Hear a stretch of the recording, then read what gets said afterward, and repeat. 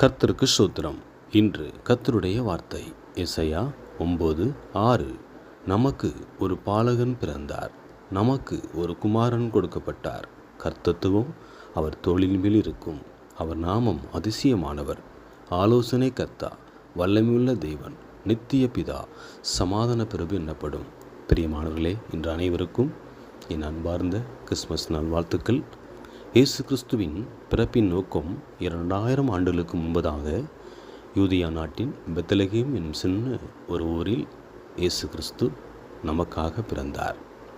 இயேசு கிறிஸ்து இவ்வுலகில் வந்தது தந்தையின் அன்பு என்பதும், அதே வேளையில் இவ்வுலகம் பாவம் என்ற அநீதியான அமைப்பில் நிறைந்திருந்ததை முழுவதும் அகற்றி மனுகுலம் பாவத்திலிருந்து முழு விடுதலை, அதாவது சமூக, பொருளாதார, சமய, கலாச்சார நிலைகளில் தனி மனிதன் விடுதலை பெற வேண்டும் என்பதே